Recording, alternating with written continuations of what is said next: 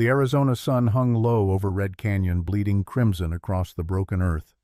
Elijah Thorne knelt in the dirt, his fingers tracing the edge of a wound that had turned the sand dark. The body before him had been a man once. Now it was just meat and message. 5 bodies in 2 months, all gutted the same way, all missing their livers. This was Apache revenge. The old way. The way his mother had whispered about in the dark when his father wasn't listening. Elijah stood slowly, his knees cracking. 28 years old, and his body already felt like 50. The war did that. Gettysburg had taken 3 years of his life and left him with memories that tasted like iron. He touched the leather pouch at his throat without thinking. His mother's last gift. The only thing that connected him to a world he'd never been allowed to enter. The sun touched the horizon. Shadows grew long. That was when the knife found his neck. Cold steel pressed against the artery. 1 heartbeat. 2. Elijah didn't move, didn't breathe. Whoever held the blade knew exactly where to put it. "Don't move, white man." The voice was wrong, not the words. Those were Apache. But the voice belonged to a woman, deep, controlled, and close enough that he could feel her breath on his ear. Elijah kept his hands visible. "If I wanted to move, ma'am, I'd already be dead. Or you would. Maybe both." The pressure eased slightly, just enough to let him breathe. "Mind telling me why a white man kneels beside our dead like he's praying?" "You're dead." Elijah spoke carefully, each word measured. "I count 5 white men in 2 months, all killed the same way, all by someone who knows the old ways." Silence. Then movement. A second figure emerged from behind an overturned wagon wheel, taller than the first. Much taller. She moved without sound, her shadow stretching across the blood-stained earth like something from a dream. Or a nightmare. Elijah's eyes adjusted to the dying light. The woman with the knife stood almost as tall as he did, maybe 5'11". Strong shoulders. Scars on her hands that spoke of hard living. But the other one, the silent one, she had to be 6'4", maybe more. Both wore a mix of traditional Apache clothing and scavenged settler garments. Practical. Worn. The clothing of people who lived between worlds and belonged to neither. "Your tracks came from the east." The first woman lowered the knife but didn't sheath it. "Single rider, moving slow, reading sign." "That's right." "The men who did this came from the south. 8 horses, heavy loaded going away." Elijah nodded. "You've got good eyes. Better than yours." She stepped around to face him. Bronze skin marked by sun and wind, black eyes that missed nothing. A scar ran from her left ear to her jaw, old but deep. "I'm Kaya. This is my sister Dakota." The tall woman Dakota hadn't spoken, didn't speak now. Instead, her hands moved in quick, fluid gestures, not standard Apache sign language, something private, something between sisters. Kaya watched the signs and nodded. Then she looked back at Elijah. "My sister wants to know why you speak our language." "My mother taught me. White women don't speak Apache." "She wasn't white."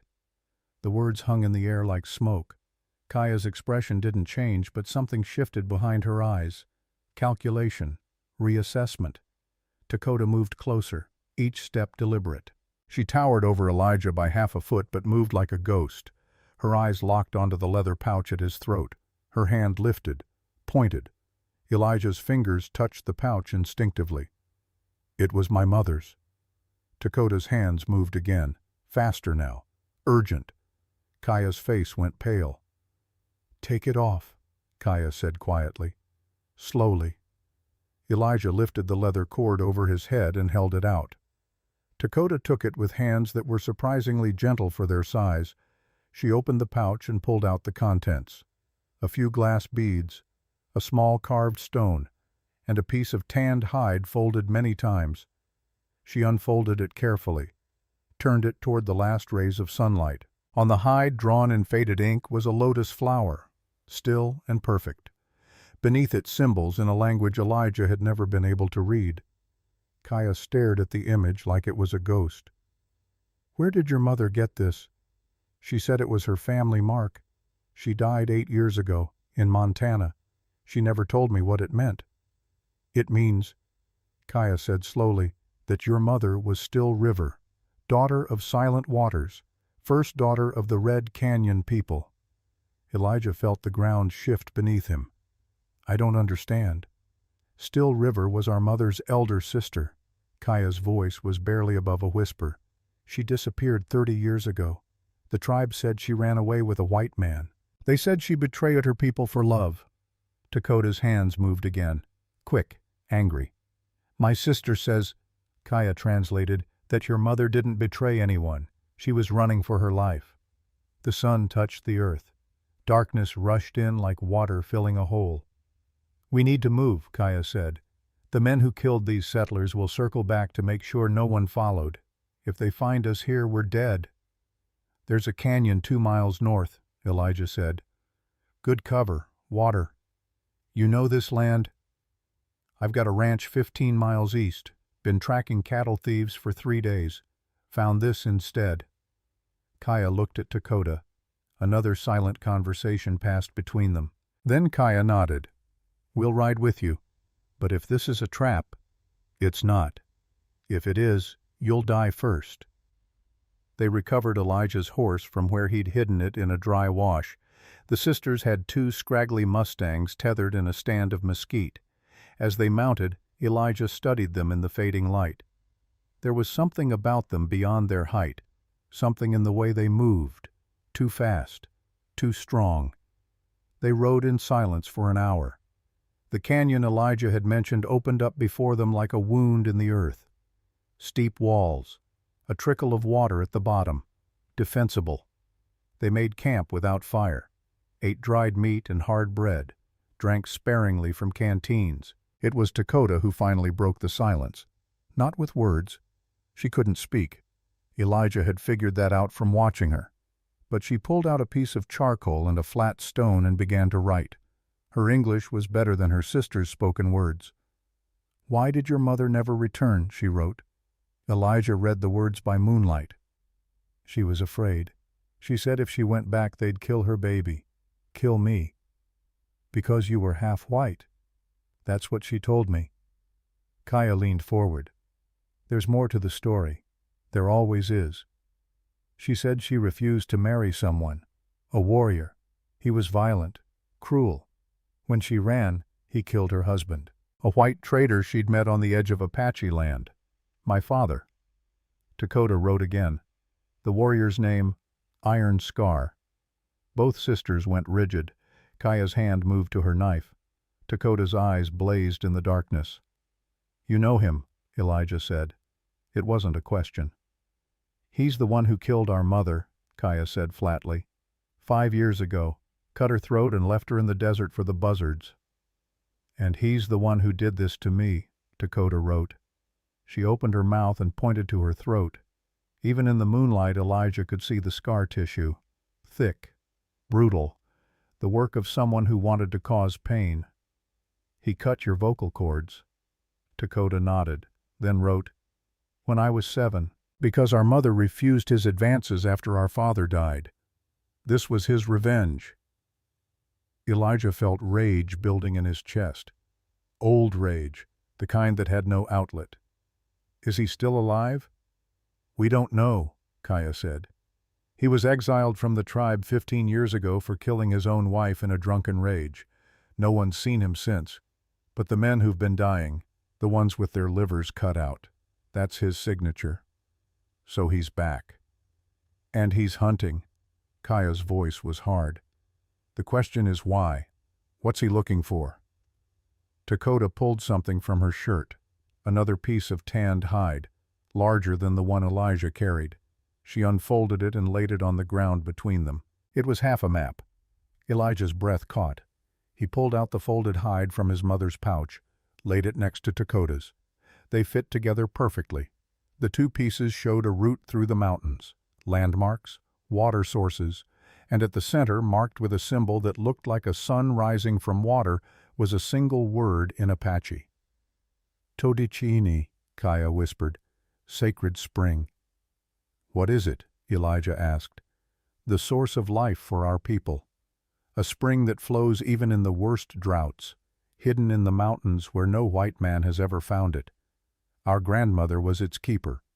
When she died, she split the map between her two daughters, our mother and yours, so that no one person could find it alone.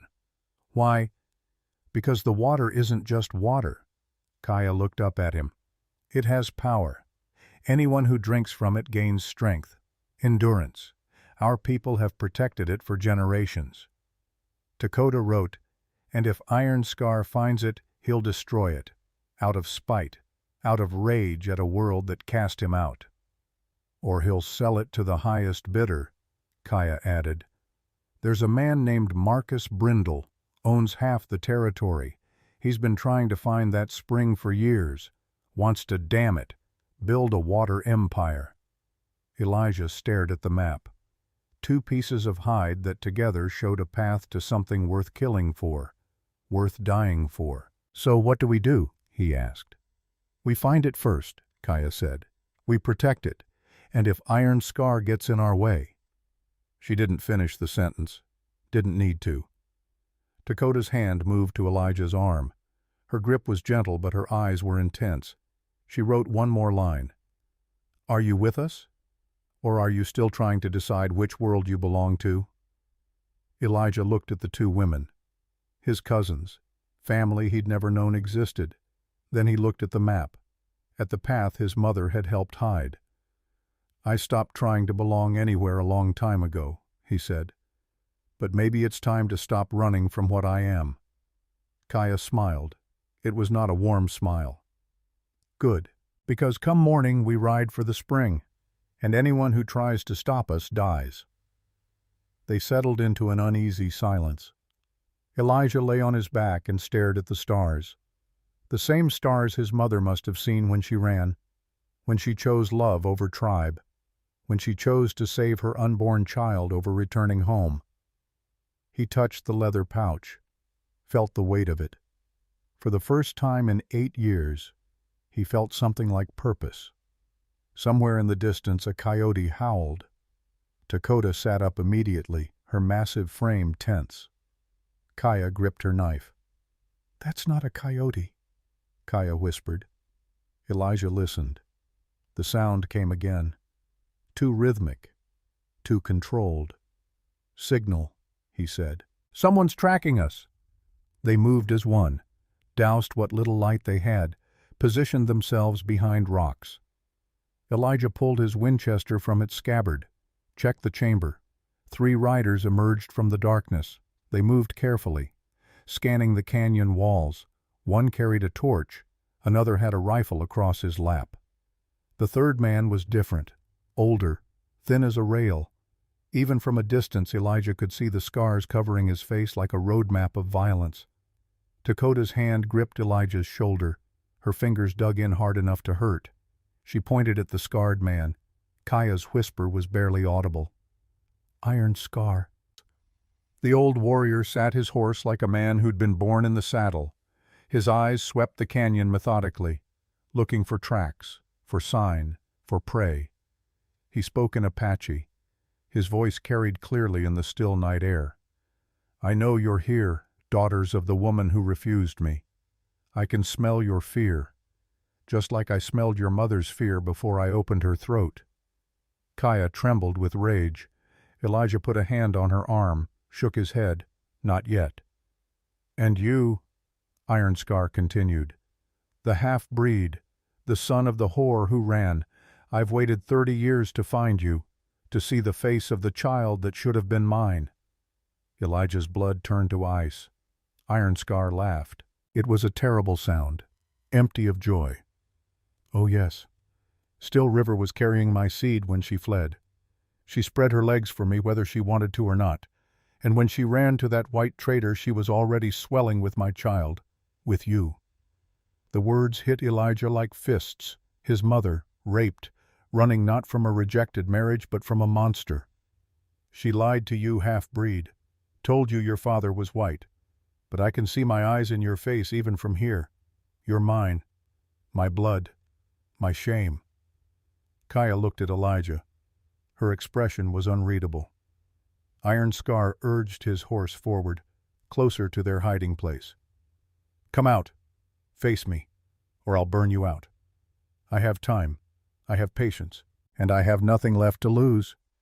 Elijah stood, slowly, his rifle pointed at the ground. "That's far enough, old man." Iron Scar smiled. It was a death's head grin. "There you are. Let me see you in the light." Elijah stepped into the torchlight. Iron Scar studied him for a long moment. Then he nodded. "Yes, my eyes, my jaw. You're mine." "I'm nobody's," Elijah said quietly. "And my mother wasn't yours either.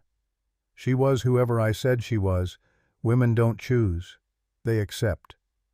Times change. Not here they don't." Iron Scar gestured to the two men with him. "Kill the women. Bring me the boy alive. I want to look into his eyes when I cut out his liver." The two riders spurred their horses forward. Elijah fired. The Winchester cracked once.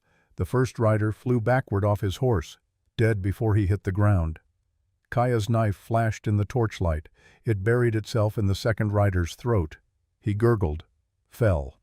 Iron Scar didn't move, didn't react, just watched his men die with the same expression someone might watch clouds pass. "Good," he said. "You have spirit. This will be more satisfying than I thought." He turned his horse, started to ride away. "We're not done," Elijah called out. Iron Scar looked back. "Oh, we're just beginning, boy. I know where you're going. I know what you're looking for. And I'll be waiting when you get there.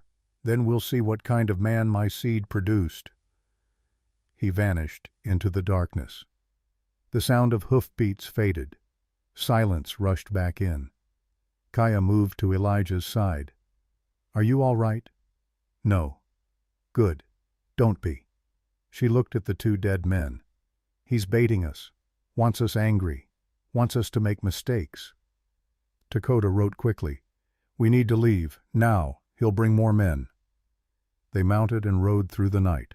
No one spoke. There was nothing to say. Dawn found them 20 miles north, exhausted, shaken. Elijah dismounted near a small spring and knelt to drink. His hands shook. Not from fear, from rage. From the knowledge that his entire life had been built on his mother's desperate lie. Dakota knelt beside him. She didn't write anything, just put her hand on his shoulder. The weight of it was grounding, real. When she finally wrote, her words were simple. "Blood doesn't make family. Choice does. We choose you." Elijah looked at her, then at Kaya, who nodded. "We ride together," Kaya said. "We fight together, whatever comes." "Whatever comes," Elijah repeated. He stood, looked east toward the mountains where the map said the spring waited. Somewhere ahead, Iron Scar was already moving, already planning, already dreaming of revenge and power and blood. But Elijah wasn't running anymore. His mother had run for him, had lived in shame and fear so he could live at all. Now it was his turn to stand. "Let's find that spring," he said, "and end this." They rode through country that looked like God had started to build something and then lost interest. Red rock, dry earth, skeletal trees that clung to life by will alone. The sun climbed higher. The heat became a physical presence. Elijah's mind wouldn't stop turning over Iron Scar's words, examining them like broken glass, looking for cuts, for lies, for truth. Had his mother really been raped? Or was that just another weapon the old warrior used? He wanted to believe it was a lie. But the math worked. The timeline fit. And he'd seen the way his mother flinched sometimes when his father touched her unexpectedly. The way she never talked about her past. Never sang the old songs unless she thought she was alone. "You're thinking too loud." Elijah looked over. Kaya rode beside him easy in the saddle despite the rough ground. "Just trying to figure out what's true," he said. "Does it matter?" "Of course it matters." "Why?" Kaya shifted her weight. "Iron Scar is a liar, a rapist, a killer. Whether you're his blood or not doesn't change what he is. Doesn't change what you choose to be." "But it changes who I am." "No." Kaya's voice was firm. It changes who made you, not who you are. Those are different things. Dakota, riding ahead, raised her hand, the sign for stop. They reined in, waited. She pointed north. Smoke, thin and black, rising from behind a ridge. Could be a camp, Elijah said. Kaya shook her head. Wrong kind of smoke. That's a building burning. They approached carefully, weapons ready. When they crested the ridge, they saw it. A ranch house, or what was left of one. The barn had already collapsed into ash. The main house was still burning but wouldn't last long. Bodies lay in the yard. 3 men, 2 women, all dead. Fresh, Kaya said, studying the scene. Maybe an hour. Elijah dismounted and walked through the carnage. The dead had been shot but also mutilated, livers removed. The signature was unmistakable. He's leaving a trail, Elijah said. Wants us to follow. Then we don't. Kaya looked around. We find another route to the spring. There is no other route. An old voice spoke from the shadows of what remained of the house. They spun, weapons raised. An elderly Apache man stepped out of the smoke. His hair was white, his face lined with age and sorrow. He wore traditional clothing mixed with settler pieces. His eyes, when they found Kaya and Dakota, filled with tears. "Nieces," he whispered in Apache. Kaya lowered her rifle. "Uncle Ashkey." The old man nodded. He moved slowly, each step careful. He was injured. Blood seeped through his shirt from a wound in his side. Dakota rushed to him, caught him as he stumbled, lowered him gently to the ground. "What happened here?" Kaya asked. Ashkey coughed. Blood flecked his lips. "Iron Scar. He came looking for me. Knew I'd be here. These people," he gestured at the bodies, "were friends. Let me stay with them sometimes. He killed them to make me watch." "Why?" "Because I'm the one who helped your Aunt Still River escape all those years ago." Ashkey looked at Elijah. You're her son." "I am." "You look like her. Same eyes." Ashkey smiled sadly. "She was the strongest of us. Stronger than I ever was." Kaya knelt beside her uncle. "We need to move you, get you to safety." "There is no safety, not anymore." Ashkey gripped her hand. "Iron Scar knows about the spring. He tortured it out of one of the elders before killing him. He knows you have half the map, and he knows I have the other piece." Elijah said. "I thought it was with our mothers.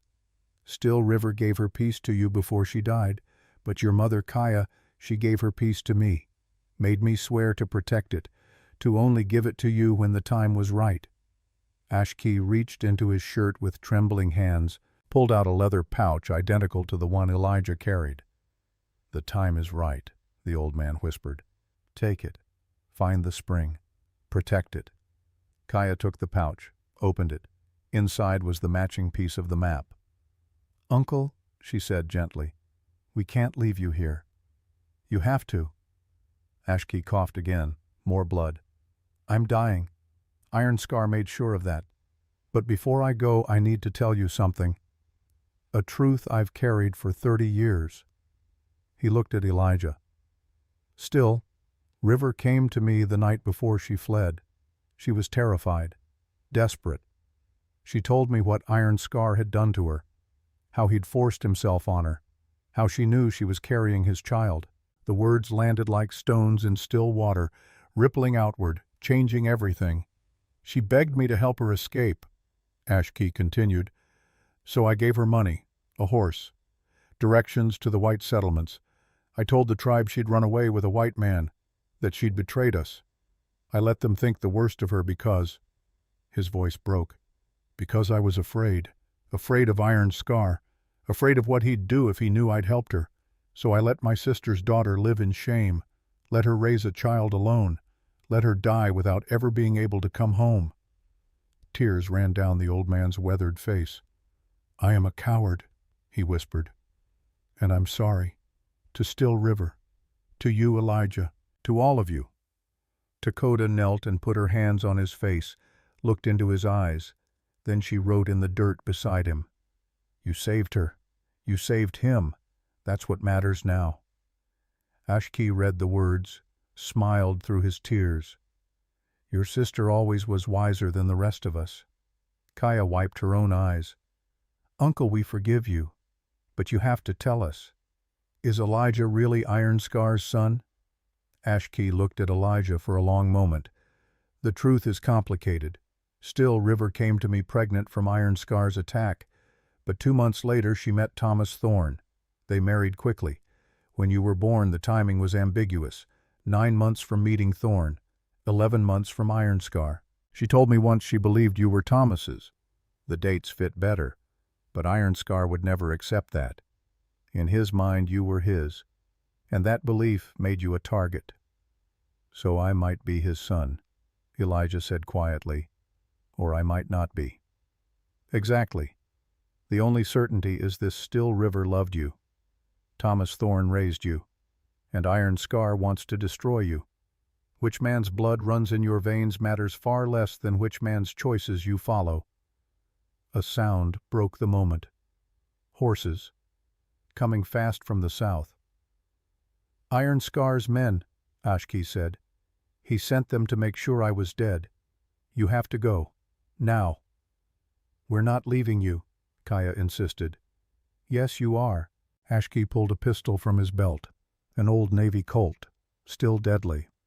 I'm already dead, but I can buy you time, give you a head start. Dakota shook her head violently, wrote no. Yes, child. Ashki touched her face. I failed once. Let me do this right. The horses were closer now. Elijah could count them by sound. 5, maybe 6. Go, Ashki said. Protect the spring. Finish what our family started. Kaya kissed her uncle's forehead. Dakota did the same. Then they mounted their horses. Elijah paused, looked down at the dying man. Thank you, he said, for saving my mother. Thank you for living, Ashki replied, for proving that her sacrifice meant something. They rode, hard and fast. Behind them gunfire erupted. Ashki's pistol barked once, twice, 3 times, then the sound of multiple rifles answering, then silence. Kaya's face was stone. Dakota's shoulders shook with silent sobs. Elijah focused on riding, on moving forward, on not thinking about the old man dying alone in the ruins of someone else's home. They rode for 2 hours without stopping. When they finally slowed, they were deep in broken country. Canyons and arroyos that twisted like intestines. Good for hiding, hard for tracking. They made camp in a cave that offered cover and a view of their back trail. No fire, no light, just darkness and the sound of their own breathing. Kaya spread out both pieces of the map. By moonlight they could see the route clearly now. Through the mountains, following a series of water sources, to a valley marked with the rising sun symbol. 3 days, Kaya said, if we push hard. Ironscar will be pushing harder, Elijah said. Then we move at night, rest during the day, stay off the obvious trails. Dakota wrote, we need help. We can't face Ironscar and his men alone. Who would help us? Kaya asked bitterly. The tribe scattered after the army came. Most are on the reservation. The rest are in hiding. I know someone, Elijah said quietly. Both women looked at him. A friend from the war, Garrett Voss. He settled about 20 miles west of here, runs cattle. He's a good man, a fighter. He's white? Kaya said. He's also a father looking for his son. That stopped the conversation. Explain, Kaya said. Elijah told them about Garrett, about how they'd fought together at Gettysburg, how Garrett had saved his life, how Garrett had come west with his wife and young son to start over, how his wife had died of fever 2 years ago, how his son had disappeared 3 months back. I heard he's been searching every Apache camp he can find, Elijah finished. Thinks the boy was taken. Kaya's expression hardened. We don't take white children. I know that. But Garrett doesn't. And if we can help him find his son, he'll help us. You think his son is still alive? I think if anyone would know, it would be your uncle. Elijah looked at Dakota. Did Ashkey ever mention a white child? Dakota thought for a moment, then nodded slowly. She wrote, "There was a boy, found wandering in the desert 3 months ago, dying of thirst. Some of the tribe took him in, nursed him back to health. They call him Little Eagle now. Where is he? With the tribe, or what's left of it. They move every few days, stay ahead of the soldiers and the bounty hunters. Can you find them?" Dakota nodded. "Then we make a deal with Garrett," Elijah said. "We help him find his son. He helps us protect the spring." Kaya considered this. "It's risky. White men can't be trusted." "Neither can Apache according to white men," Elijah said. "But here we are." A smile ghosted across Kaya's face. "You're learning." They rested for 2 hours, then rode west under cover of darkness. The landscape changed gradually, less rock, more scrub grass, signs of cattle, of civilization. Dawn found them on a ridge overlooking a small ranch. Neat, well-maintained, smoke rose from the chimney. Horses grazed in a corral. "That's Garrett's place," Elijah said. They approached slowly, hands visible, no weapons drawn. A man emerged from the house before they got close, rifle in hand, aimed but not threatening. Yet, he was in his 30s, lean, bearded, eyes that had seen too much death. "Elijah." His voice carried surprise. "That you?" "It's me, Garrett." Garrett lowered the rifle, walked forward. The 2 men clasped hands, then embraced briefly, the greeting of soldiers who'd bled together. "Thought you were dead," Garrett said. "Haven't seen you in 2 years." "Been keeping to myself." "I can see that." Garrett looked at Kaya and Dakota. His eyes widened slightly at their height, at the weapons they carried. "You going to introduce your friends?" "This is Kaya and Dakota.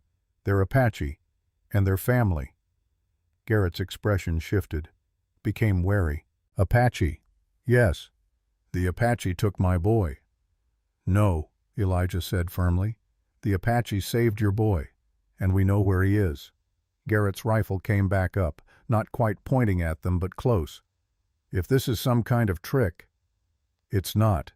Your son is alive. He's healthy. He's with a band of Apache who found him dying in the desert. They took him in, gave him food, water, a name." "What name?" "Little Eagle." Garrett's face crumpled, the rifle lowered. "He's alive. He is." "Where?" "We can take you to him," Kaya said. Her English was careful, accented. "But we need your help first." "Help with what?" Elijah told him. "About the spring, about Iron Scar, about the danger coming, about the choice between protecting something sacred or letting it fall into the hands of men who would destroy it for profit or spite." Garrett listened without interrupting. When Elijah finished, the silence stretched. "You're asking me to fight Apache battles," Garrett said finally. "No," Kaya said. "We're asking you to fight for water, for land, for the future. Apache, white, doesn't matter. We all need water to live." "And if I say no?" "Then we leave," Elijah said. "And you never find your son." Garrett's jaw tightened. "That's not much of a choice. It's the only choice we can offer." Garrett walked away, paced, came back. "How many men does Iron Scar have?" 10, maybe 15. "And there's 4 of us." 3.5, Elijah said. "I'm not much good in a fight anymore. War took that out of me." "Liar." Garrett smiled grimly.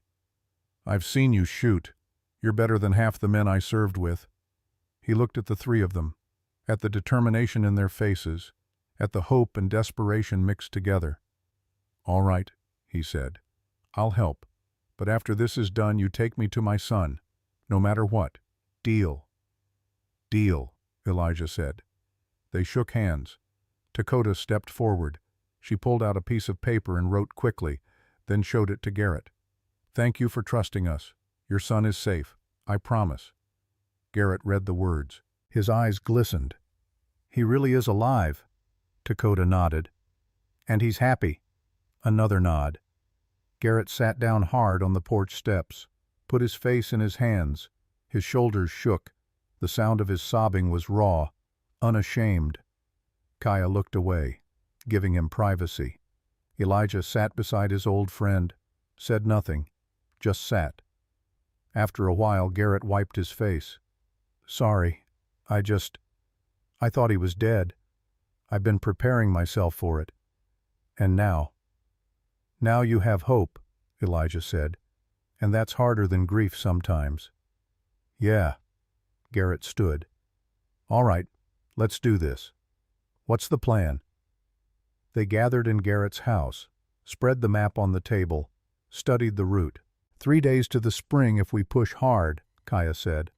But Iron Scar knows we're coming. He'll set ambushes, try to slow us down or kill us on the road.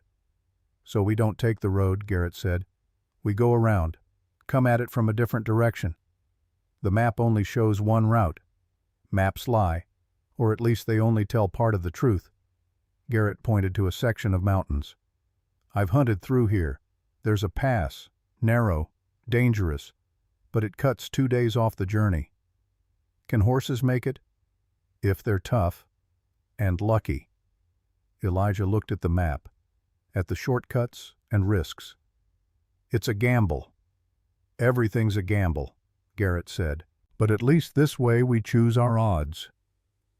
They prepared through the day. Garrett had weapons, ammunition, supplies. He packed light and efficient, the habit of a soldier who'd learned to carry only what he needed to survive. As the sun set, they mounted up, 4 riders heading into country that wanted them dead. Elijah looked back at the ranch, at the small, tidy life Garrett had built.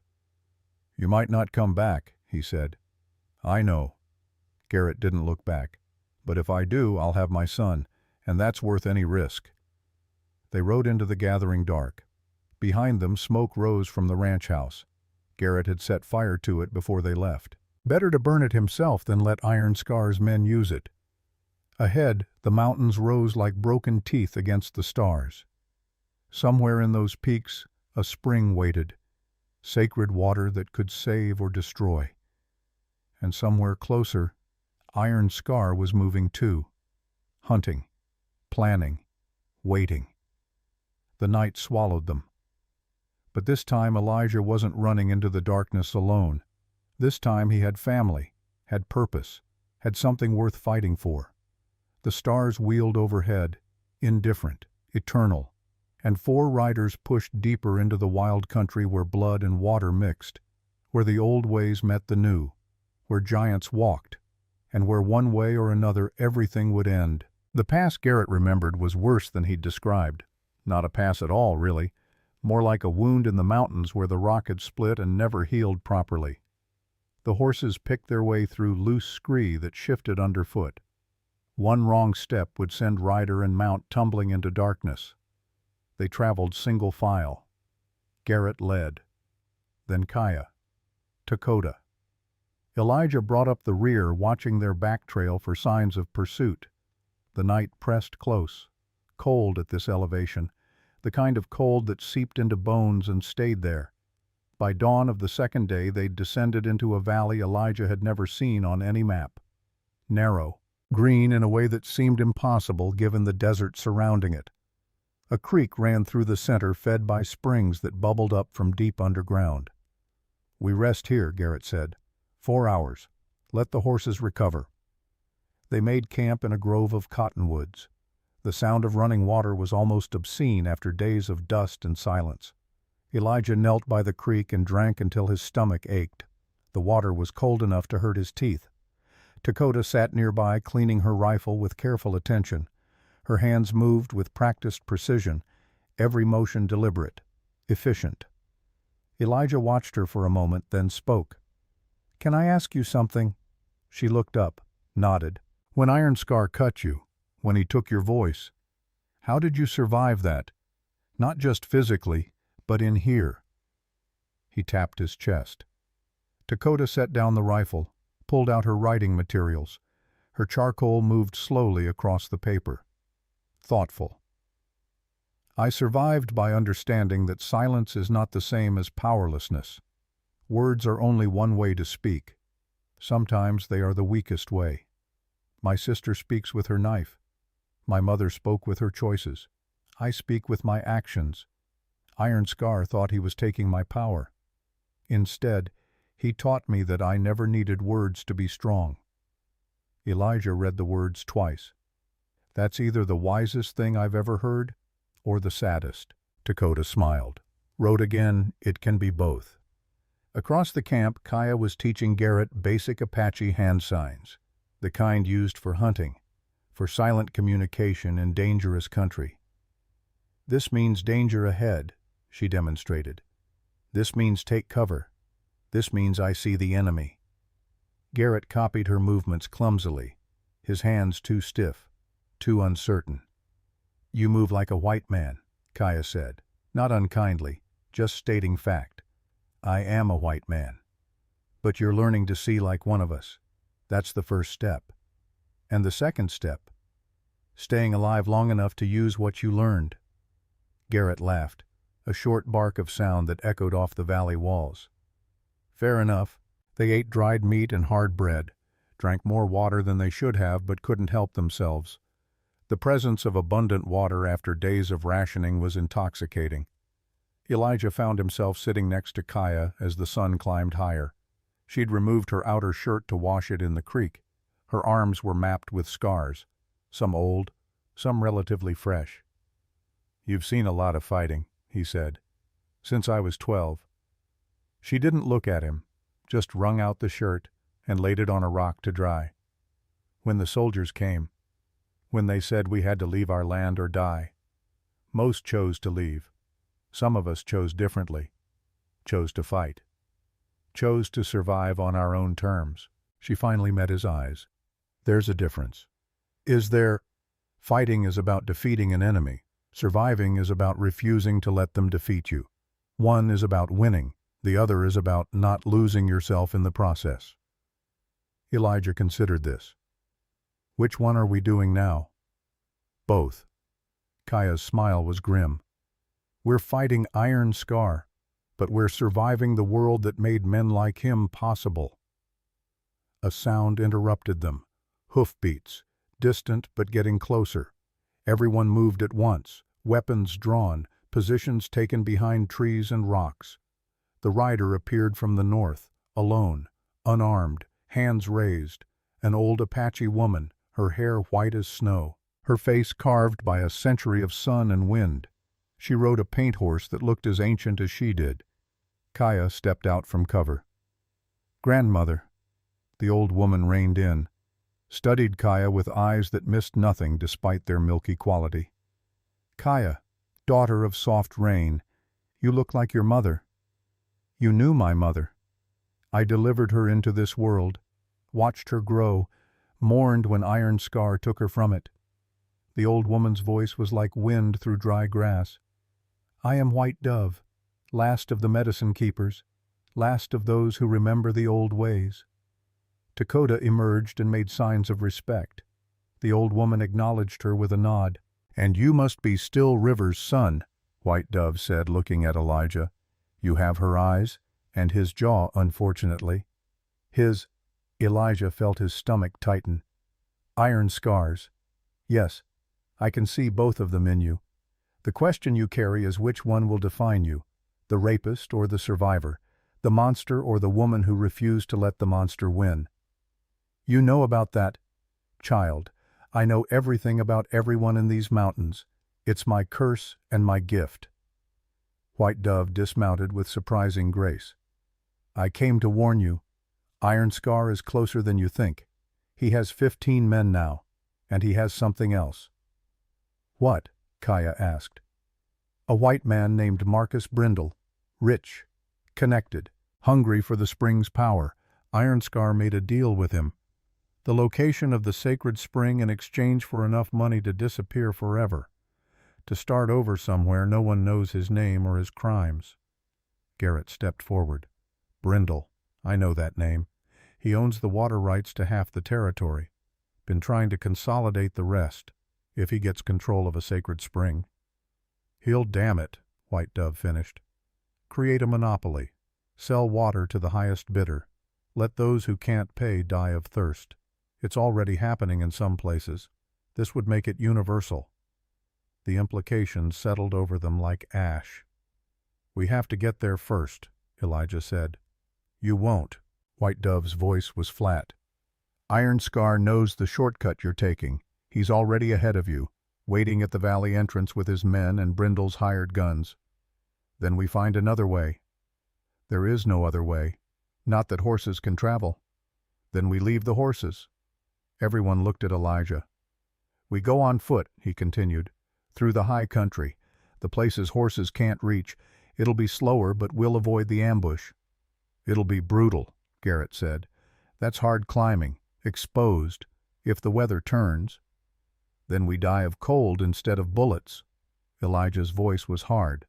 But at least we choose how we die. White Dove smiled. It transformed her ancient face into something almost young. Still River's son indeed. She would be proud. Can you guide us? Kaya asked the old woman. No. My days of mountain climbing are long past, but I can give you this. She reached into a pouch at her belt and pulled out a small clay bottle, sealed with wax. Water from the sacred spring. 1 mouthful for each of you. It will give you strength for the climb, speed for the escape, but only for 1 night. After that, you'll be more exhausted than you've ever been in your life. Why only 1 night? Garrett asked. Because the spring's power is not meant for human bodies. It burns through us like fire through dry grass. Our ancestors learned to use it sparingly, 1 mouthful during the full moon ceremony. No more. Those who drank deeply went mad, or their hearts burst. The spring gives strength but demands a price. She handed the bottle to Kaya. Use it when you have no other choice, when death is certain and risk is all you have left. Kaya took the bottle with reverent hands. Thank you, grandmother. Don't thank me yet. You may curse me before this ends. White Dove mounted her horse. One more thing. Iron Scar knows about the boy, about Little Eagle. Garrett went rigid. How? He has spies everywhere. He knows the child is with the remnants of our tribe. He sent men to take him, to use him as bait. Did they succeed? The question tore out of Garrett like something bleeding. I don't know. The tribe was moving when I left to find you, but Iron Scar's men were close, very close. Garrett turned to Elijah. We have to go back, have to find him. We can't, Elijah said quietly. If we turn back now, everything we've done is for nothing. Iron Scar will get the spring, Brindle will dam it, and your son will still be in danger because there'll be no safe place left for anyone. He's my son. I know, and the only way to save him is to finish this, to stop Iron Scar before he has leverage, before he has the power to destroy everything. Garrett's face was agony. You're asking me to choose between my boy and strangers. No, Kaya stepped forward. We're asking you to trust that our people will protect your son the same way they've protected him for 3 months, with their lives if necessary. They know he's valuable.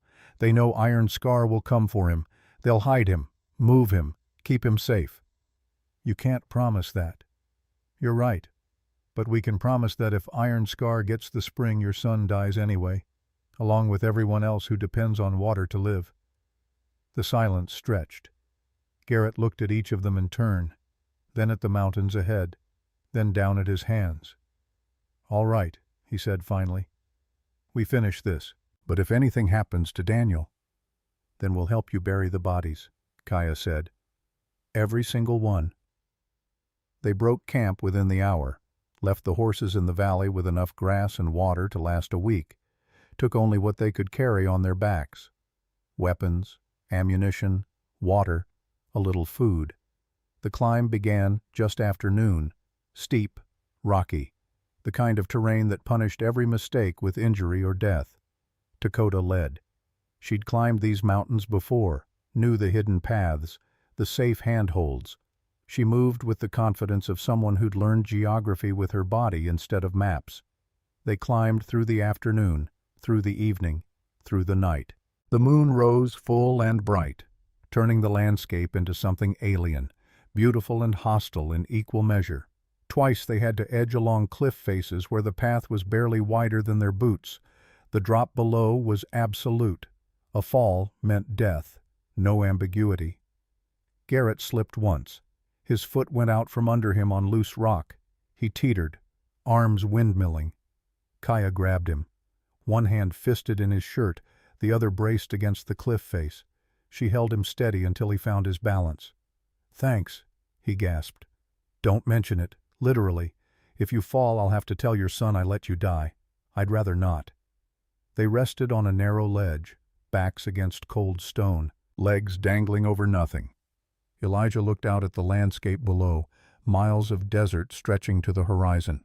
From up here it looked peaceful, almost inviting. The lie of distance. "Tell me about your mother," Kaya said suddenly. Elijah glanced at her. "Why?" "Because she's the reason we're here, the reason any of this matters. And I want to know the woman who was strong enough to be my aunt." Elijah closed his eyes, remembered. She was quiet, kept to herself mostly. My father, the man who raised me, he was loud, loved to talk, loved to argue. She balanced him. When he got too loud, she'd just look at him. And he'd stop, like she had a power over him he couldn't explain. Did she ever talk about the tribe, about home? Sometimes, late at night, she'd sing old songs in Apache. I didn't understand the words then, but I felt what they meant: loss, longing, hope. She'd cry sometimes while she sang, just tears running down her face while her voice stayed steady. "What happened to your father? The white man who raised you. Died when I was 20. Heart gave out. He was a good man, worked hard, loved my mother, loved me, never treated me different even though I'm sure he knew I might not be his." "That's rare," Kaya said. "A white man raising another man's child, especially a half Apache child. He said once that love isn't about blood. It's about choice. You choose who you love, who you stand with, who you die for. The rest is just details." Garrett spoke up from the other side of the ledge. "Smart man." "Yeah." Elijah smiled in the darkness. He was. Dakota's hand touched Elijah's arm. She held out her writing materials. By moonlight he read, "Your mother saved you twice. Once by running, once by finding a man who would love you as his own. That's the real power of the spring, not the water, but the choices people make to protect what they love." The words settled into Elijah like seeds in soil. They climbed again as the moon began to set. The darkness was total now. They moved by feel, by trust, by faith that the next handhold would be there. Dawn found them at the summit, exhausted, bleeding from a dozen small cuts, but alive. Below them, spread out like a secret, was a valley, hidden, protected, and in the center, barely visible, a glint of water, the sacred spring. "We made it," Garrett breathed. "We made it to the hard part," Kaya corrected. "Now we have to get down there, secure the area, and prepare for Iron Scar and Brindle to arrive." "How long do we have?" "If they're coming the normal route, a day, maybe less if they push through the night. Then we'd better move." The descent was faster than the climb, but no less dangerous. Loose rock, steep grades, fatigue making every movement harder than it should be. They reached the valley floor by mid-morning. The spring was larger than Elijah had imagined, not a small pool but a lake, maybe 200 yards across. The water was impossibly clear. He could see the bottom even in the deep parts, white sand, smooth stones, and something else. Light. The water itself seemed to glow, faint but unmistakable. "Is that normal?" he asked. Kaya knelt by the water's edge, touched it with reverent fingers. "It's the minerals. They react to sunlight, or that's what the elders said. Others claimed it was the spirits, the ancestors watching over the source of life." Dakota removed her boots and waded in. The water came up to her knees. She closed her eyes, her face transformed. Peace, pure and complete. When she opened her eyes, tears ran down her cheeks. She wrote when she came back to shore, "I can hear them, Our mothers, our grandmothers, all the women who came here to drink, to pray, to remember who they were before the world told them who to be. Can you really hear them? Garrett asked. Or is it just the power of the place? Does it matter? Kaya replied. Sometimes belief and reality are the same thing. They spent the next hours exploring the valley, looking for defensive positions, for weak points, for escape routes if things went wrong. The valley had only one entrance, a narrow gap in the eastern cliff face, a bottleneck where attackers would be forced to come through slowly, single file. That's where we make our stand, Elijah said. We hold the gap, keep them from reaching the spring. 4 of us against 20 or more. Garrett shook his head. Those are bad odds. We've had worse. Have we? No, Elijah admitted. But we're still here. That counts for something. They prepared, built barriers from fallen logs and stones, positioned themselves where they'd have clear lines of fire, loaded every weapon, checked every round. As the sun began to set, Dakota touched Elijah's shoulder, pointed, dust rising in the distance. Riders, many of them. They're here, Kaya said. The riders stopped at the valley entrance, just out of rifle range. Smart, careful. A single man rode forward, old, thin, scars like a road map of violence across his face. Iron Scar. He sat his horse and looked across the distance at them. Even from here, Elijah could feel the weight of his gaze, the madness behind it. Iron Scar called out in Apache. His voice carried clearly in the still evening air. Daughters of the woman who refused me, son of the woman who ran, you've led me on a fine chase. I thank you for that. It made the victory sweeter. There's no victory here, Kaya shouted back. Only death. Death for some, power for others. Iron Scar gestured behind him. Another rider moved forward, well-dressed, groomed. Everything about him screamed wealth and civilization. Marcus Brindle. That's the spring, Brindle called out. His voice was educated, Eastern. It doesn't look like much. Looks can deceive, Iron Scar replied. The power is real. I've seen it.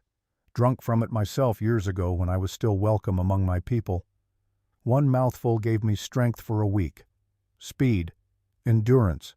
It's why I've survived when younger, stronger men have died. And you're certain you can deliver it. Once these 4 are dead, yes. Brindle studied the defensive positions, the narrow gap, the prepared weapons. They're dug in pretty well. This could be costly. You have 20 men. They have 4. The math is simple. Math is one thing, reality is another. I've seen 4 determined defenders hold off 50 attackers before. It's about position, about will. Then we break their will. Iron Scar turned his horse, rode back to the main group. They waited, watching, expecting an immediate assault. Instead, nothing happened. The sun set. Darkness came. The attackers made camp, built fires. The smell of cooking meat drifted across the distance.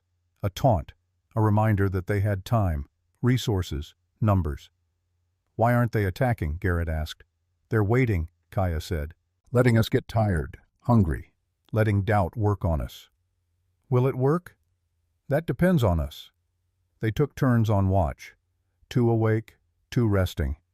The night crawled by. During Elijah's watch around midnight, Dakota sat with him. She didn't write anything, just sat. Her presence solid, real. You don't have to stay awake, Elijah said. You should rest. She shook her head. Wrote by moonlight, can't sleep. Too many ghosts. Your mother, her, others. All the people Iron Scar has killed. All the lives he's destroyed. I keep thinking about what Grandmother White Dove said, about how I have both your mother and Iron Scar in my face, in my blood. What does that make me? Human, Dakota wrote. Same as everyone. We all carry light and darkness. The question is which one we feed. That sounds like something your sister would say. She's wiser than me. I doubt that. Dakota smiled, wrote again. She's louder. People mistake volume for wisdom sometimes. They sat in companionable silence, listening to the night sounds, the wind, the water, the distant murmur of voices from the enemy camp. "Can I ask you something?" Elijah said. Dakota nodded. "If we survive this, if we actually win, what then? What do you want?" Dakota thought for a long time. Her charcoal moved slowly across the paper. "I want to teach. I want to show young girls that being silent doesn't mean being weak. That power comes in many forms, that survival is an art form, not a failure. I want to build a school, a place where Apache and white children learn together, where no one has to choose between two worlds because we create a new world that holds both." Elijah read the words twice. "That's beautiful. It's probably impossible. Most beautiful things are." Dakota touched her throat, winced, then wrote again. "White Dove has been teaching me. Exercises. To make sounds again. It hurts, like swallowing glass. But I've managed a few words. Whispers mostly. I'm saving my voice. For when it matters most." "When will that be?" She looked toward where Kaya slept. Didn't write an answer. Didn't need to. Dawn came slowly. Gray light bleeding into the sky. With the light came movement in the enemy camp. Men mounting horses, checking weapons, preparing. "Here we go," Garrett said. He sighted down his rifle, checked the action one more time. But the attack didn't come from the front. It came from behind. A group of 5 men had circled during the night, climbed the same treacherous path Elijah's group had used. Now they appeared on the ridge above the spring, rifles pointed down. "Drop your weapons," one of them shouted, "or we shoot." Elijah looked up, looked at the men, looked at the impossible position they were in. "Do it," a new voice called out. Iron Scar rode into the valley, alone, unarmed, his hands raised, a gesture of peace that fooled no one. "I'll make you a deal," the old warrior said. "The white man, Garrett Voss. I know you're looking for your son." Garrett's face went pale. "I have him," Iron Scar continued. "My men took him yesterday, killed 3 Apache women defending him, but the boy lives. For now." "You're lying," Garrett said, but his voice shook. "Am I?" Iron Scar smiled. "He has a scar on his left knee, shaped like a crescent moon. Got it falling from a tree when he was 4. He calls for his mother when he has nightmares. Says her name is Elizabeth, and he carries a carved wooden horse you made him for his last birthday." Garrett's rifle lowered slightly. "Give me the spring," Iron Scar said. "Walk away, and I'll give you your son. Alive, unharmed. You have my word." "Your word means nothing," Kaya spat. "Perhaps not to you, but to a father will believe anything if it means his child lives." Garrett looked at Elijah, at Kaya, at Dakota. His face was torn, agonized. "I'm sorry," he whispered. I can't let my boy die." He dropped his rifle. Elijah understood. In that moment he understood everything. The impossible choices, the weight of love, the way family could be both salvation and damnation. "It's all right," he said. "Do what you have to do." But Dakota stepped forward. She picked up a stone, threw it hard at the men on the ridge. It missed. But the gesture was clear. She wrote quickly and held up the paper for everyone to see. "He's lying. If he had the boy, he'd show him. He'd have brought him here as proof. He has nothing. Only words. And words are the weakest weapon of all." Iron Scar's face darkened. "Stupid mute. I'll cut out your tongue again. Oh, wait. I already did that." He gestured. The men on the ridge fired. Dust kicked up around Dakota. She didn't move, didn't flinch. The bullets missed. Every single one. For a moment everyone froze, confused. Then Elijah understood. The men on the ridge were too far away, the angle too steep. They'd fired to intimidate, not to kill, which meant... "He's bluffing," Elijah said. "About everything." Iron Scar's expression confirmed it. A flicker of rage, of frustration. "Take them!" he snarled. The men on the ridge fired again, this time for real, but Kaya had already moved. She grabbed the small clay bottle White Dove had given them, uncorked it. "Drink," she commanded. She took a mouthful, passed it to Dakota, to Elijah, to Garrett. The water burned going down, like liquid fire, like lightning in liquid form. Then the world changed. Everything became sharper, clearer. Elijah could see individual grains of sand, could hear the heartbeats of the men attacking, could feel the air moving across his skin like silk. Strength flooded through him. Not natural strength, something beyond, something that made his muscles feel like steel cables, his bones like iron. He moved without thinking, grabbed his rifle, aimed, fired. A man on the ridge fell, dead before he hit the ground. Beside him, Kaya became a blur. She scaled the valley wall like a spider. Impossible speed, impossible grace, reached the first attacker, took his rifle, broke his arm, threw him off the cliff. Dakota picked up a boulder the size of a man's torso, hurled it at the entrance gap. It crushed two riders trying to force their way through. Garrett fired his rifle so fast it sounded like a Gatling gun. Spent cartridges flew like brass rain. The battle became chaos, became slaughter. The sacred water had turned them into something more than human, faster, stronger, tireless. Iron Scar's men broke, ran, died trying to escape. Within minutes it was over. Bodies littered the valley entrance. The survivors fled into the desert. Even Iron Scar retreated, his face a mask of disbelief.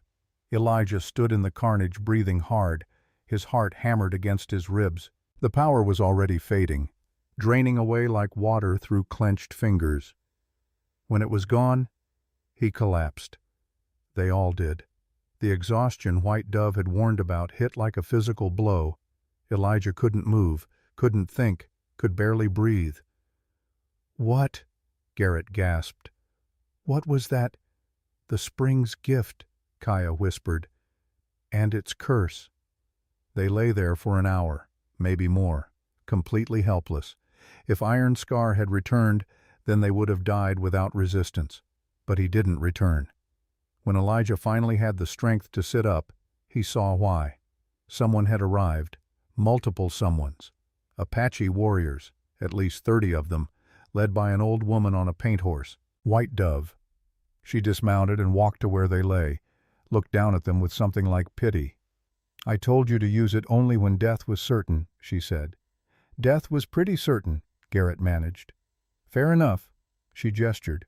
Warriors moved forward, helped them to their feet, gave them water from normal sources, food. "The boy," Garrett said urgently. "Iron Scar said he had my son." "He lied." White Dove pointed. A young boy ran from behind the warriors, 7 years old, healthy, smiling. "Papa," Garrett caught him, lifted him, buried his face in the child's hair and sobbed. "We kept him safe," White Dove said. "As we promised. Iron Scar's men came for him. We killed them all. Then we came here, knowing you'd need help." Kaya looked at the old woman. "You knew about the water, about what it would do." "Of course. Why do you think I gave it to you? You wanted us to win. I wanted you to survive long enough for help to arrive." White Dove's smile was gentle. "Sometimes the gift isn't the power, it's the time."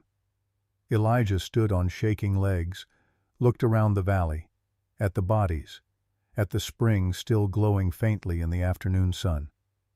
"Iron Scar escaped," he said. "He did. He'll come back. Eventually.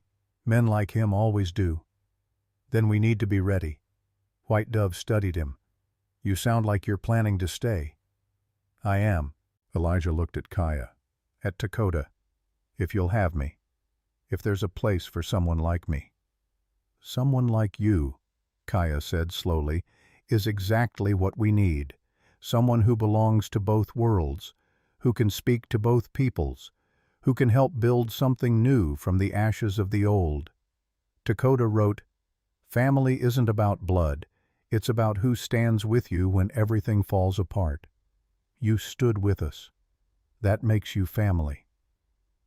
Elijah felt something break open in his chest, something he'd kept locked away since his mother died, since his father died, since he'd learned to live alone because it was safer than risking connection.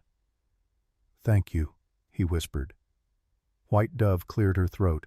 "Well, now that we've had our emotional moment, we need to deal with the practical matters. Marcus Brindle is still out there, still wants this spring. And he has the law on his side. Money, power, connection." "So what do we do?" Garrett asked. He still held his son, wouldn't let go. "We make a different kind of deal," Elijah said. "We offer to share the spring, under conditions. Terms that protect the Apache but also provide water to those who need it, white and Apache alike." "Brindle won't accept that," Kaya said. "He wants to own it, control it." "Then we make sure the territorial governor knows what he's planning. We expose the corruption, the greed. We make it too expensive politically for Brindle to take by force. And if that doesn't work?" Elijah looked at the spring, at the valley, at the blood soaking into sacred ground. "Then we fight, again and again, until they understand that some things aren't for sale, some places are worth dying for." White Dove nodded slowly. Spoken like still river's sun. She would be proud. The warriors made camp, tended to the wounded, buried the dead with appropriate ceremony. As night fell, Elijah sat by the spring. Kaya joined him. They didn't speak for a long time, just watched the water glow in the moonlight. "What do you think happens now?" Kaya asked finally. "I don't know. Something different. Something new." "Are you afraid?" "Terrified." "Good." She took his hand. "Fear means you understand the stakes, means you're not stupid." "Are we going to survive this? Any of this?" "I don't know, but we're going to try. And that's more than our mothers got to do. They had to run, had to hide. We get to stand, we get to fight. That's something." Elijah squeezed her hand. "Yeah, that's something." Across the camp, Garrett sat with his son, teaching him a song, a lullaby. The sound drifted across the water, mixing with the wind, with the night sounds. Dakota sat nearby, writing by firelight, long flowing sentences about the day, about the battle, about survival, building a record, a history, a truth that couldn't be erased. White Dove smoked a pipe and stared at the stars, remembering, planning, seeing futures that might be. And somewhere in the darkness beyond the valley, Iron Scar licked his wounds, plotted his revenge, waited for another chance, but for tonight they were safe. For tonight they had won. For tonight the spring remained free. And that would have to be enough. 3 days after the battle they buried the last of the dead. Apache ceremony for the warriors who'd fallen defending the spring. Christian ceremony for the white men who died attacking it. Different words, different rituals, same earth. Elijah stood between both ceremonies, belonging to neither, belonging to both. White Dove finished her prayers and turned to the gathered group. "We can't stay here forever. This valley is known now. Brindle will return, with more men, more weapons, maybe even the army if he convinces the governor that we're hostile. So we fortify," one of the younger Apache warriors said. "Make this place a fortress."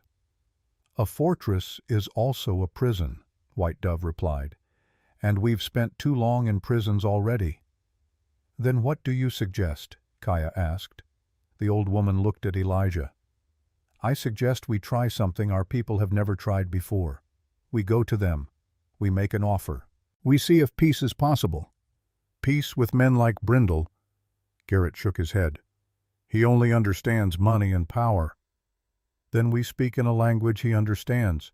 We offer him access to the spring, limited access, controlled access, in exchange for legal protection, for recognition of our right to exist here."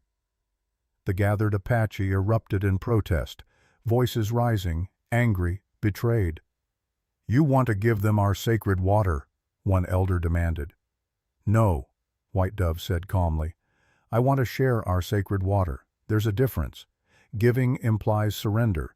Sharing implies negotiation. One makes us victims. The other makes us equals. They'll never see us as equals. Perhaps not. But we make them pretend. We make them sign agreements. We make them put their promises in writing where the world can see. And when they break those promises, as they inevitably will, we have proof. We have leverage. We have something more powerful than bullets. What? The elder asked. Shame. Public shame. The Eastern newspapers love stories of white men cheating noble savages. It sells papers, creates outrage, puts pressure on politicians. We use their own tools against them. Elijah stepped forward. I can help with that. I know people in Montana, journalists, politicians, people who might listen. Why would they listen to you? Another warrior asked. You're just another half-breed. The words stung, but Elijah didn't flinch. Because I can translate. I can move between your world and theirs. I can be the voice that both sides might actually hear. Dakota stood beside him, wrote quickly. He's right. We need someone who can speak both languages, who understands both cultures, someone they can't dismiss as easily as they dismiss us. Kaya added her support. My sister is wise. We've tried fighting. We've tried hiding. Maybe it's time to try something else. The debate continued for hours. Voices raised. Arguments made. Counter-arguments shouted down. Finally, as the sun began to set, White Dove raised her hand. Silence fell. We vote, she said. Those who want to try peace stand on my right. Those who want to continue fighting stand on my left. The Apache looked at each other, uncertain, afraid. Slowly people began to move. White Dove stood on the right. Elijah joined her. Then Kaya, Dakota, Garrett with his son. More followed. Young warriors, old women, families with children. When the movement stopped, 2/3 stood on the right, 1/3 on the left. Democracy has spoken, White Dove said. We try for peace, but we prepare for war, because peace without strength is just slow surrender. The next morning they prepared to leave. A delegation would go to the nearest town, Red Fork, 20 miles south, large enough to have a mayor and a telegraph office, small enough that they might actually listen. The delegation consisted of Elijah, Kaya, Garrett, White Dove, and 2 Apache warriors. Dakota stayed behind with the majority to guard the spring. Before they left, Dakota pulled Elijah aside. She wrote, Be careful. Not all white men are like Garrett. Many will see you as a threat, as something to be eliminated. I know. And Kaya. She's strong, but she's never negotiated before, only fought. She might say something that starts a war instead of preventing one. I'll watch out for her. And who will watch out for you? Elijah smiled. You will, even from 20 miles away. Dakota hugged him. Her strength was startling, like being embraced by a mountain.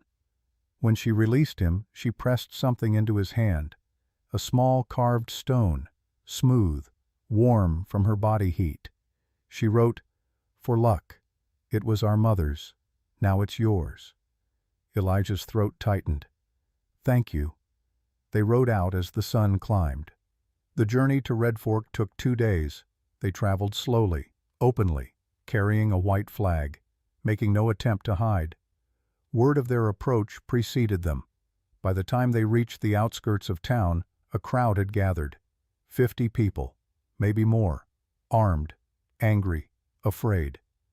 At the front stood a man in his 50s, well-fed, well-dressed, the kind of man who'd done well in the territory and wanted everyone to know it.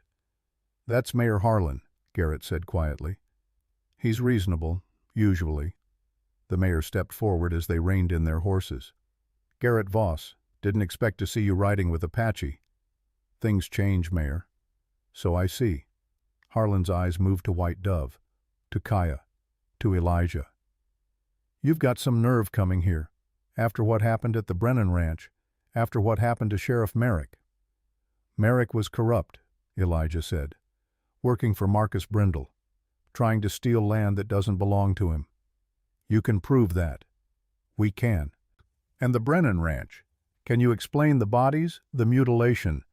That was Iron Scar, a rogue Apache, exiled from his tribe. We're hunting him too. Harlan studied them. Why should I believe you? Because we're here, Kaya said. Her English was careful, heavily accented, but clear. If we wanted war, we'd be killing you, not talking to you. A man in the crowd shouted, You killed plenty already. In self-defense, Garrett called back. I was there. I fought beside them. Everything they did was to protect themselves, to protect the spring. What spring? Harlan asked. The sacred spring, the one Brindle wants to dam and sell to the highest bidder. Murmurs ran through the crowd. Harlan raised his hand for silence. Let's take this somewhere more private, my office, just the delegation. No weapons. They dismounted, surrendered their rifles, kept their knives. A compromise. Harlan's office was cramped, cluttered with papers and maps and the detritus of frontier government. They sat around a scarred wooden table.